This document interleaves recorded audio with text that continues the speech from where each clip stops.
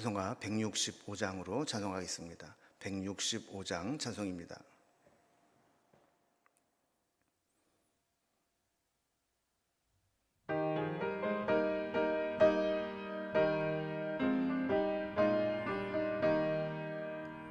주님께 영광 다시 사신 주, 사망 권세 모두 이기시었네.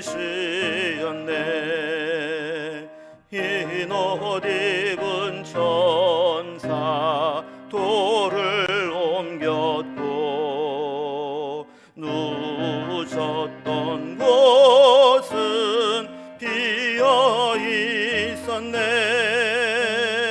주님께 영광 다시 사신 주, 사망 권세 모두 이기시었네.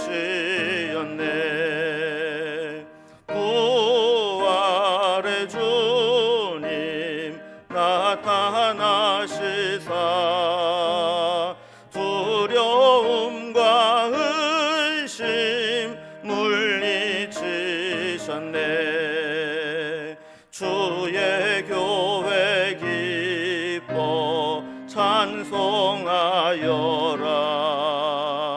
다시 사신 주님 죽음 이겼네. 주님께 영광 다시 사신 주, 사망 권세 모두 이기시었네. 생명의 임금 영광의 주님, 주님 없는 삶은 헛될 뿐이라. 주의 교랑으로 세상 이기고, 요단 건너 본향 가게 하소서. 주님께 영광 다시 사신 주, 사망 권세 모두 이기시었네.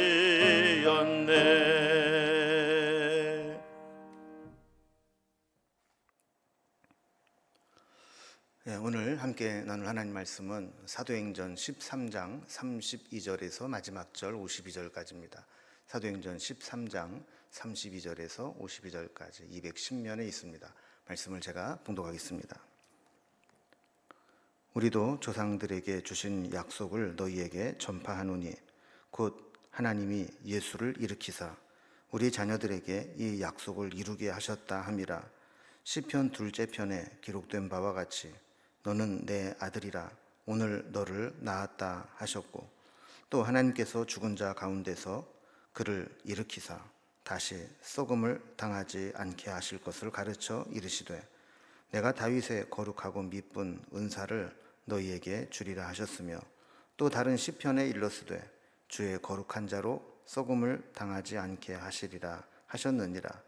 다윗은 당시에 하나님의 뜻을 따라 섬기다가 잠들어 그 조상들과 함께 묻혀 썩음을 당하였으되, 하나님께서 살리신 이는 썩음을 당하지 아니하셨나니, 그러므로 형제들아 너희가 알 것은 이 사람을 힘입어 죄사함을 너희에게 전하는 이것이며, 또 모세의 율법으로 너희가 의롭다 하심을 얻지 못하던 모든 일에도 이 사람을 힘입어 믿는 자마다 의롭다 하심을 얻는 이것이라. 그런즉 너희는 선지자들을 통하여 말씀하신 것이 너희에게 미칠까 삼가라. 일러스되, 보라, 멸시하는 사람들아, 너희는 놀라고 멸망하라. 내가 너희 때를 당하여 한 일을 행할 것이니, 사람이 너희에게 일러줄지라도 도무지 믿지 못할 일이라 하였느니라 하니라. 그들이 나갈새 사람들이 청하되 다음 안식일에도 이 말씀을 하라 하더라. 회당의 모임이 끝난 후에 유대인과 유대교에 입교한 경건한 사람들이 많이 바울과 바나바를 따르니 두 사도가 더불어 말하고 항상 하나님의 은혜 가운데 있으라 권하니라. 그 다음 안식일에는 온 시민이 거의 다 하나님의 말씀을 듣고자 하여 모이니 유대인들이 그 무리를 보고 시기가 가득하여 바울이 말한 것을 반박하고 비방하거늘 바울과 바나바가 담대히 말하여 이르되 하나님의 말씀을 마땅히 먼저 너희에게 전할 것이로되 너희가 그것을 버리고 영생을 얻기에 합당하지 않은 자로서 자처하기로 우리가 이방인에게로 향하노라. 주께서 이같이 우리에게 명하시되 내가 너를 이방인의 빛으로 삼아 너로 땅끝까지 구원하게 하리라 하셨느니라 하니 이방인들이 듣고 기뻐하여 하나님의 말씀을 찬송하며 영생을 주시기로 작정된 자는 다 믿더라. 주의 말씀이 그 지방에 두루 퍼지니라. 이에 유대인들이 경건한 귀부인들과 그 신의 유력자들을 선동하여 바울과 바나바를 박해하게 하여 그 지역에서 쫓아내니 두 사람이 그들을 향하여 발에 티끝을 떨어버리고 이고니온으로 가거늘 제자들은 기쁨과 성령이 충만하니라. 아멘. 우리가 오늘 살펴보는 본문 말씀은 바울의 1차 전도 여행 중에 비시디아 안디옥이라는 곳에서 있었던 일입니다. 특히 13장 17절에서 41절까지는 바울이 이 비시디아 안디옥에서 회당에서 설교했던 내용을 담고 있습니다. 오늘 말씀은 이제 바울의 설교 마지막 부분과 또 설교를 들은 이 비시디아 안디옥 사람들의 반응들이 나타나 있습니다. 대부분이 그렇듯이 바울의 설교를 듣고 기쁨으로 복음을 받아들인 사람들이 있는가 하면 유대인들을 중심으로는 오히려 바울을 비방하고 박해하는 일들이 많이 있었습니다. 결과적으로 유대인들의 극심한 반대가 바울 선교 일행으로 인해서 유대인에게서 이방인에게로 선교의 문을 열게 하는 영향을 끼치게 됩니다. 바울은 어디를 가든지 제일 먼저 유대인들이 모이는 회당을 찾아가서 회당에서 유대인들에게 복음을 전할 정도로 유대인에 대한 이 복음의 열정과 애정을 가지고 있었습니다. 그러나 유대인들이 극렬하게 반대하고 심지어는 이 바울을 죽이려고까지 하게 될 때 어쩔 수 없이 이방인에게로 이 복음의 문이 열리게 되는 것이죠. 이 복음과 하나님의 말씀은 받아들이는 자에게는 은혜가 되고 구원의 능력이 되지만 배척하고 방해하는 자들에게는 아무런 은혜도 끼치지 못하게 되는 것을 보게 됩니다. 이제 오늘 본문의 내용을 단락별로 구분해서 보면 먼저 32절에서 41절까지는 비시디아 안디옥 회당에서 전한 이 바울의 설교 결론 마무리 부분입니다. 그리고 42절에서 49절까지는 이로 인해서 유대인들이 시기하게 되고 또 배척하게 될 때 도리어 이방인들은 구원에 합당한 영접하는 것들을 기록하고 있습니다. 그리고 50절에서 52절까지는 유대인들이 더 격렬하게 박해하고 공격하게 되면서 어쩔 수 없이 비시디아 안디옥에서 추방당하는 내용이 기록되어 있습니다. 이제 단락별로 살펴봅니다. 첫 번째로 비시디아 안디옥에서 회당에서 설교한 내용이 있다고 했는데 오늘 그 마지막 적용 부분입니다. 초기 사도들의 회당에 됐던 설교들을 보면 이 회당에 모인 사람들이 대부분 유대인들이었기 때문에 유대인들이 잘 알고 있는 구약 성경으로부터 설교를 시작했습니다. 그러나 단순히 어떤 구약의 내용을 요약하거나 정리하거나 해석해 주는 것으로 끝나지 않고 이 구약의 언약과 또 예언의 말씀들이 예수 그리스도에게 어떻게 성취되고 이루어져 있는가를 설명하면서 복음을 전해왔죠. 32절에도 보면 우리도 너희 조상들에게 주신 약속을 너희들에게 전파하노니 하면서 조상들에게 줬던 구약의 말씀을 가지고 이야기를 합니다. 그러면서 조상들에게 주신 약속인 구약의 말씀이 예수 그리스도에게 어떻게 성취되는지를 연결하죠. 그래서 33절에 보면 하나님이 예수를 일으키사 우리 자녀들에게 이 약속을 이루게 하셨다 하면서 약속의 성취를 얘기하는 겁니다. 그러면서 예를 들어서 설명을 하는데 시편 2편 7절의 말씀을 인용하면서 너는 내 아들이라 하시면서 아들을 왕으로 세우겠다는 약속이 하나님의 아들 예수 그리스도가 왕으로 오셨다라는 것을 성취했다라고 말씀합니다. 34절에 보면 하나님이 예수 그리스도를 죽은 자 가운데서 일으키셔서 살리셔서 다시 썩음을 당하지 않게 하실 것이다 그랬는데, 이건 역시 이사야서 55장 3절에 다윗에게 허락한 확실한 은혜의 약속이다 그럽니다.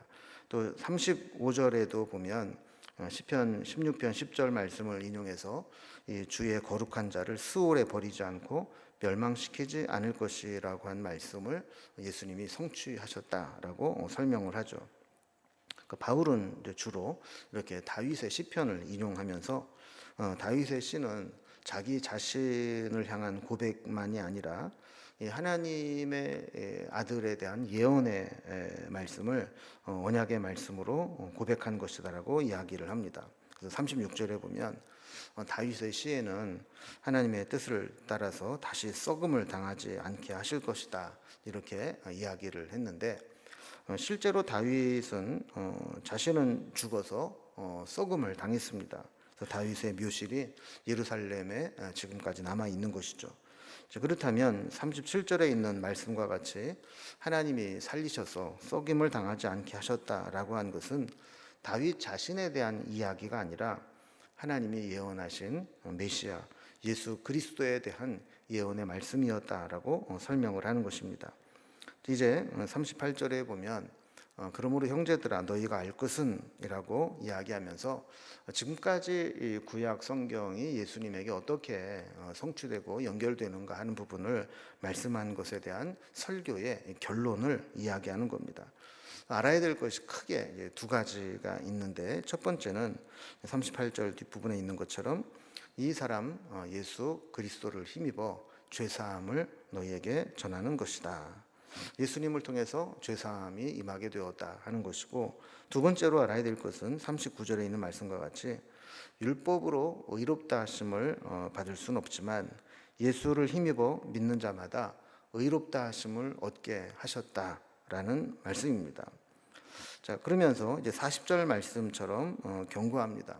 자, 이렇게까지 하나님께서 말씀하신 것을 이루시고 보여주셨는데, 그럼에도 불구하고 믿지 않으면 선지자들에게 말씀하신 그 심판을 면할 수 없다라고 말씀하는 거죠. 그래서 41절에 보면 하나님의 이 말씀을 멸시하는 사람들에게 놀라고 멸망하라라고 하면서 이 선지자들의 예언을 듣고도 믿지 않다가 결국에 믿을 수 없는 심판을 받았던 조상들의 역사를 반복하지 말라라는 겁니다. 그들이 도저히 믿을 수 없었던 것이 뭡니까? 우리 하나님의 나라는, 하나님의 백성들은 결코 이방인들에게 망할 수 없다. 그래서 이 바벨론에게 망할 수 없다라고 생각을 했지만 결국 그들이 회개하지 않고 우상 숭배와 세상 향락에 빠져 있을 때 결국 믿을 수 없는 일들이 일어난 것을 알지 않느냐. 하나님께서 예수 그리스도를 통해서 구원의 길, 의롭다함을 열어주셨는데 그것을 받아들이지 않고 믿지 않는다면 결국 그때 주셨던 말씀과 같이 심판이 임할 것이다. 이런 경고의 말씀을 주는 겁니다. 두 번째 단락을 보면, 자, 이 말씀을 듣고 난 이후에 많은 사람들이 예수님을 받아들이고 복음을 받아들이게 되었습니다. 이로 인해서 유대인들은 시기하게 되었고 또 반대하는 자들이 나타나게 된 것이죠. 바울의 설교를 들은 사람들은 42절에 보면 마치고 나가는 이 바울에게 다음 안식일에도 또 이 말씀을 전해달라고 부탁을 합니다. 더 적극적으로 반응하는 자들도 있었습니다. 43절에 보면 회당 모임이 끝난 후에 유대인과 유대교에 입교한 경건한 사람들이 많이 바울과 바나바를 따르게 되었다라고 이야기를 합니다. 그래서 바울은 이렇게 따라오는 열심히 따르는 자들에게 항상 하나님의 은혜 가운데 있으라 이렇게 권면을 하죠. 그리고 44절에 보면 한 주일이 지나고 다시 안식일에 회당에 모이게 되었을 때 지난주에 말씀을 들었던 사람들이 얼마나 소문을 내고 전도를 해왔든지 그 성에 있는 거의 모든 사람들이 다 하나님 말씀을 듣고자 모여왔다라고 기록을 하고 있습니다. 자, 이렇게 되니까 이런 모습을 지켜보는 유대인들은 마음과 시선이 곱지 않았습니다. 45절에 보면 바울과 바나바를 따르는 자들이 많음을 보고 시기가 가득하여 바울이 말한 것을 반박하고 비방했다 그럽니다. 이 상태로 그냥 내버려 두면 결국에는 자기들이 가지고 있었던 종교적 기득권을 바울과 바나바에게 다 빼앗길 것 같다라는 위기감을 느끼게 된 것이죠. 46절에 보면 바울과 바나바가 담대히 말했다 이렇게 이야기를 한 것을 보게 됩니다.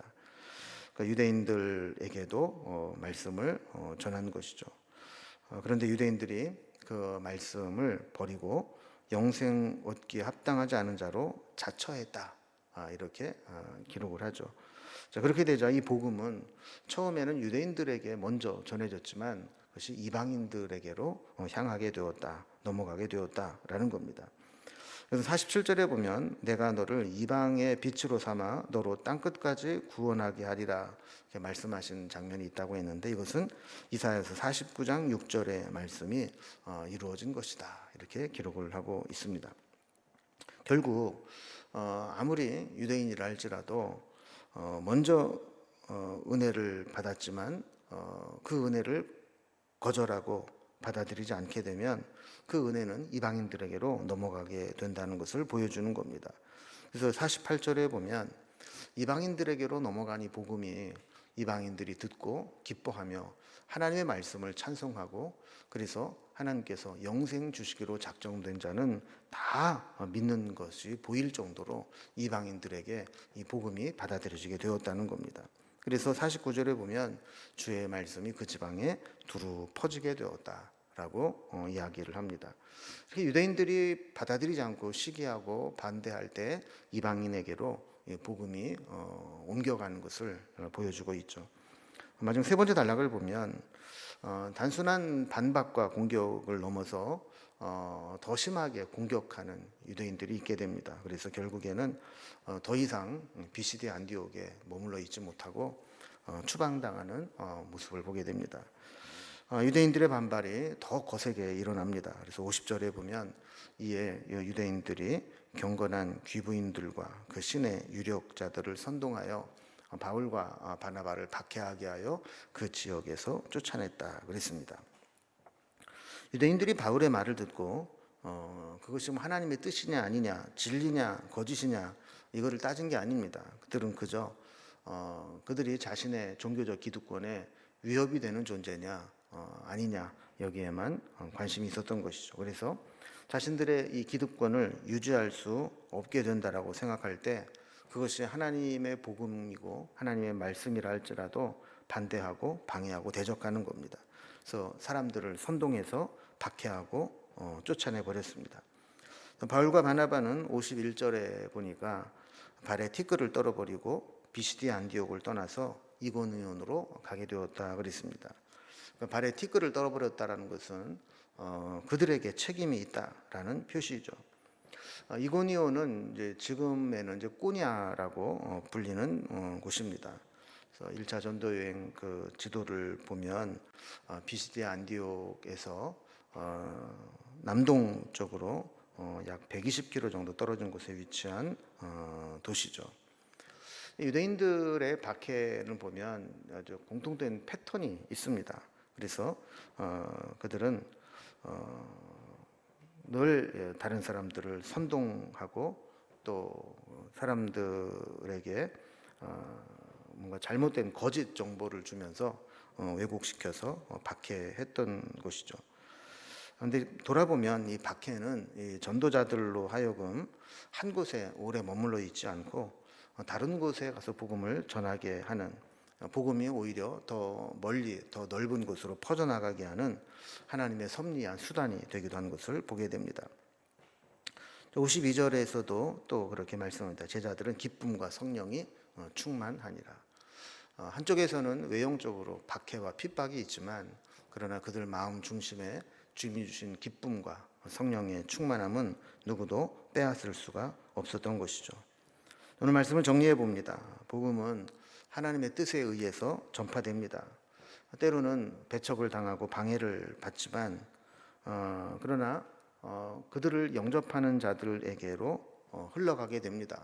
그래서 처음에는 의도적으로 유대인들이 모이는 회당에서 복음을 전했지만 그들이 배척하고 반대를 하게 될 때 오히려 이방인들에게로 이 복음이 전해지는 것을 보게 됩니다. 우리 사역도 그렇습니다. 방해를 받거나 또 박해를 당하는 것이 실패를 의미하는 것은 아닙니다. 다만 하나님 섭리 가운데 다른 길로 가게 만드는 역할을 할 도구가 될 뿐입니다. 우리에게도 인생을 살아가면서 여러 가지 막힘과 장애물들이 있을 수 있습니다. 그럴 때 내 인생은 끝났다, 실패했다 이렇게 생각할 것이 아니라 하나님께서 다른 길을 예비하셨을 수 있다. 이것을 막으셨을 때 하나님이 다른 문을 열어놓을 수 있다. 하나님이 예비하신 길이 어딜까? 기도하면서 그 길을 찾아서 나가야 될 것입니다. 오늘도 우리를 은혜로 부르실 때 그 은혜를 붙잡고 또 한쪽 길이 막힐 때 또 하나님이 열어놓으신 길을 찾아 나가는 우리의 삶이 될 수 있기를 주님의 이름으로 기원합니다. 기도하겠습니다. 하나님 아버지, 바울이 비시대 안디옥에서 복음을 전할 때 기쁨으로 받아들인 자도 있었지만 자신의 사사로운 이익을 위해서 하나님의 말씀과 복음을 거절하고 반대하는 자들도 있었음을 보게 됩니다. 그들로 인해서 실망하고 낙심할 수도 있었겠지만 그들은 오히려 이렇게 자신들을 배척하는 손길들을 통해서 복음이 유대인에게서 이방인에게로 흘러가는 것을 바라보게 되는 것들을 지켜보게 됩니다.